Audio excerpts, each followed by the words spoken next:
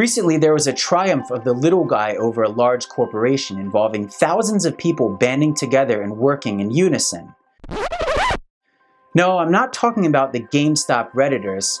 I'm talking about the hashtag #ReleaseTheSnyderCut movement. What started with this Twitter hashtag gradually gained steam when different cast members began showing support for this mythical cut of a movie that no one was even sure existed. We're just sitting around doing nothing. Fucking release the Snyder Cut, am I right? Exactly. Release the Snyder Cut. Release the fucking Snyder Cut. Thank you. You know what I mean? Like, what are we waiting for? There's some goodies in there. After 3 years, Warner Brothers took an unprecedented step and decided to put more than $70 million towards a new cut of a movie that was already a box office bomb. But how did this happen? What was it about Zack Snyder's vision that made it so popular?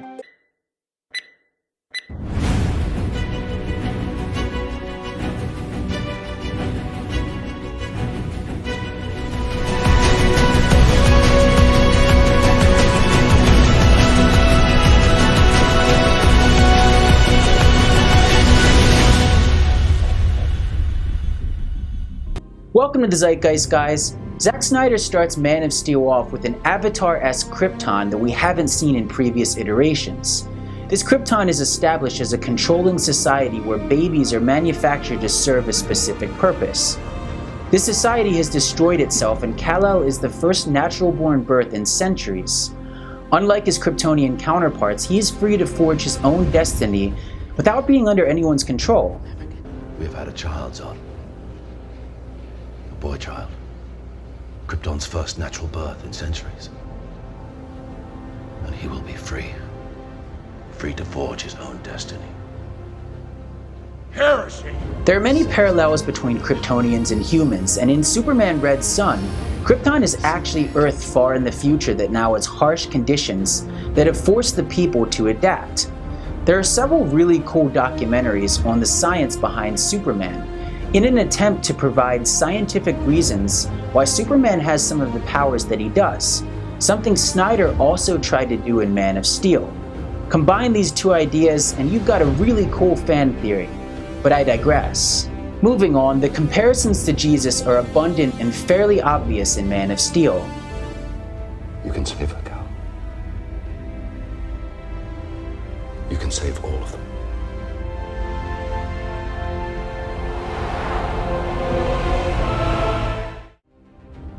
Jerry Siegel and Joel Shuster were two Jewish immigrants who created Superman in 1933. Superman's Kryptonian name, Kal-El, actually means voice of God in Hebrew. His escape from Krypton mirrors Moses escaping the Pharaoh on the Nile in a basket when he was a baby. As the mythology of Superman evolved, references to Jesus began to be seen, such as Superman's parents' names of Jonathan and Martha, similar to Joseph and Mary, and not much being known about his life in between the time as a child and becoming Superman. Superman gets his power from the sun, which was the basis of God for many ancient religions. The comic book All-Star Superman actually has Superman join with the sun, becoming a golden god. Zack Snyder is very deliberate about this metaphor and references the source material as his inspiration. The metaphors, the sort of relationship, the Christ story and the Superman story, it's not a thing that I didn't make that up. That's a thing that's existed within the canon forever. But it was also a thing that we really wanted to make sure that we included a little bit, because we felt like in order to complete his mythology, it would be uncool to deny that super important part of him, which has been denied kind of a little bit in the other films. Man of Steel asks the extremely important question of, how would the world respond to someone like Superman? Would they reject him? Can you imagine how people on this planet would react if they knew there was someone like this out there? His question is a much more realistic one in our society hell-bent on control. After all, the Roman Empire did crucify Jesus as he was a threat to their control. According to some accounts, they fed early Christians to the lions until they realized that they could co-opt the religion in order to consolidate power. The Prophet Muhammad was also a threat to the powers that be, as he made his famous escape from Mecca to Medina. In China, Mao Zedong banned all religious activities during the Cultural Revolution so that the highest power would be the Chinese Communist Party. There is a popular opinion that if Jesus came back, we would probably try to kill him again. This sense of control was evident early on as the US government scrambles to control Superman. You're scared of me because you can't control me. You don't, and you never will. But that doesn't mean I'm your enemy. Side note about General Swanwick, he was actually not originally meant to become Martian Manhunter, but Zack Snyder actually picked up on a fan theory and decided to retcon this into Justice League because he was not able to use the Green Lantern. Batman v Superman picks up right where Man of Steel leaves off and has a really cool scene where familiar faces to us in the real world are debating the idea of Superman's existence and what it means. We, as a population on this planet, have been looking for a savior. 90% of people believe in a higher power, and every religion believes in some sort of messianic figure. And when this savior character actually comes to Earth, we want to make him abide by our rules. Is it really surprising that the most powerful man in the world should be a figure of controversy? We're talking about a being whose very existence challenges our own sense of priority in the universe. There are several characters that are uncomfortable with this loss of control, and one of them is the on-screen adaptation of Frank Miller's Batman from The Dark Knight Returns. That's how it starts. The fever, the rage, the feeling of powerlessness that turns good men cruel. Ben Affleck does a fantastic job as Bruce Wayne in Batman, but if I had a criticism, I actually don't think that he was powerful enough. This criticism more so pertains to Justice League, but in the Tower of Babel storyline, Batman had created contingency plans to defeat every member of the League. While he was controlling, he wasn't quite this controlling, and he didn't seem like the world's greatest detective. No.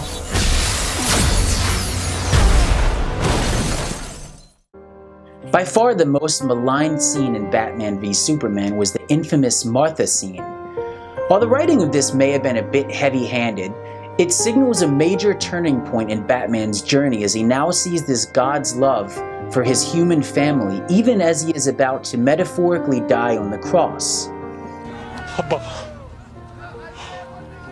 Spoko. Dilaliti mo.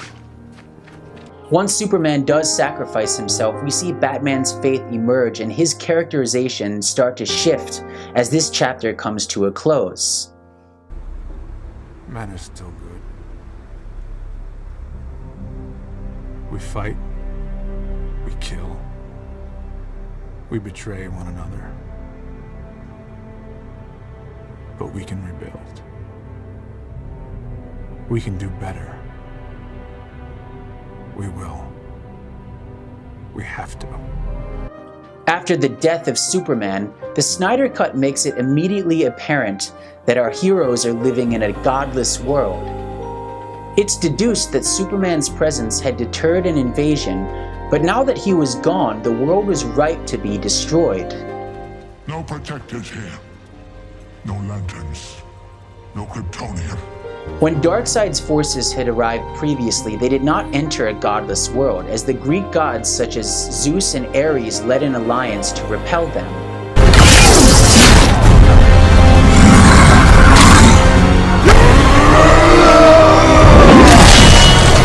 The events of Wonder Woman tell us that these gods are no longer around to protect the world. But Bruce Wayne is now a changed man, and his renewed faith is ultimately what brings the team together, including Superman in a manner parallel to the resurrection of Christ. Love them, Cal. The way we loved you. Fly, son. It's time.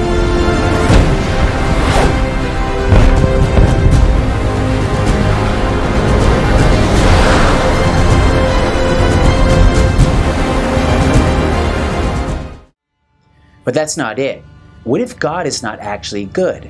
This idea first occurs in the nightmare sequence in Batman v Superman, which at the time was confusing for many audiences, but the Snyder Cut reinforces that this was actually a post-apocalyptic future where Barry was being sent back to try and undo it, similar to Wolverine in X-Men Days of Future Past.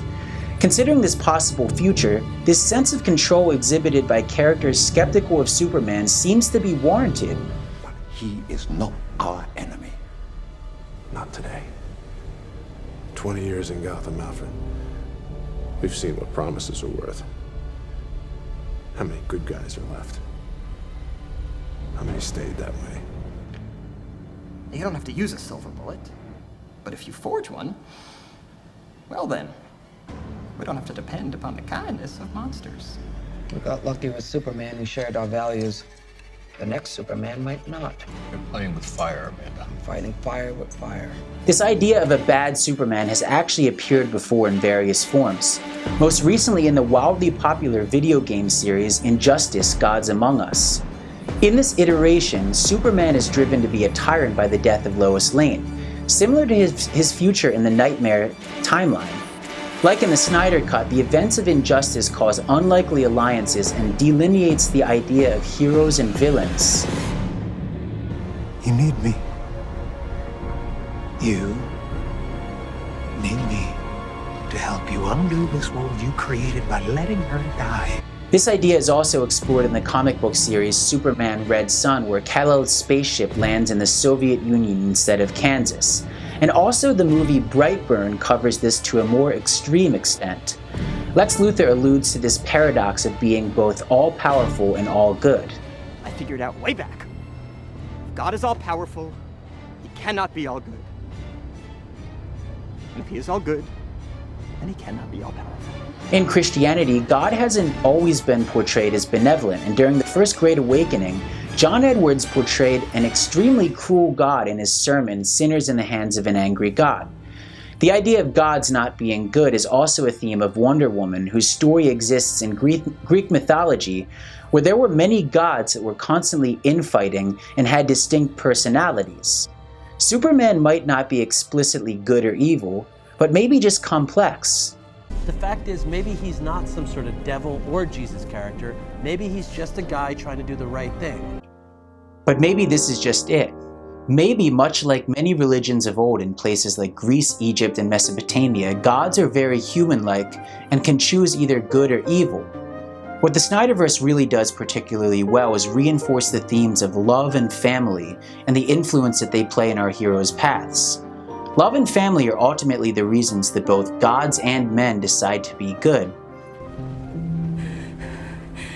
You are my world. No.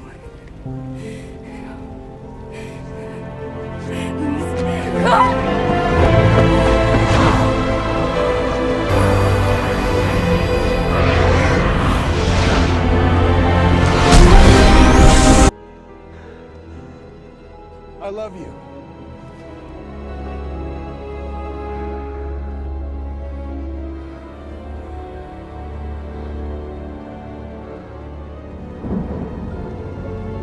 You're wrong about them. In contrast, the Whedon cut had completely stripped the film of its nuance and emotion, and tried replacing this with corny jokes to try and emulate Marvel. It failed miserably.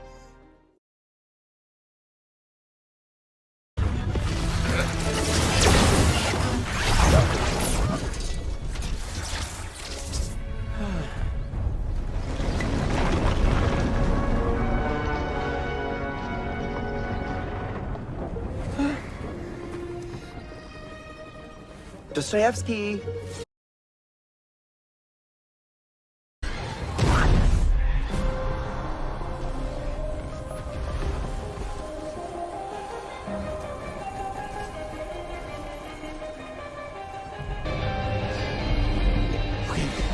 Just gotta go faster than the speed of light, far beyond the speed of light. You gotta break the rule, Barry, and you gotta do it now.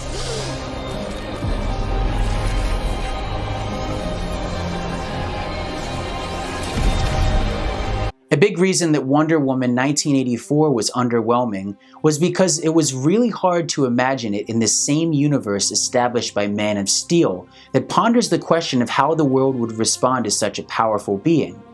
While it once again does do a good job with Diana and Steve's romance, it abandons deeper philosophical questions for an ultimate MacGuffin. I wish to be you, the Dream Stone itself. While the Snyderverse can seem a bit dreary to general audiences, This is a risk that he is willing to take as he attempts to tackle deep philosophical and metaphysical themes and emotionally connect with audiences.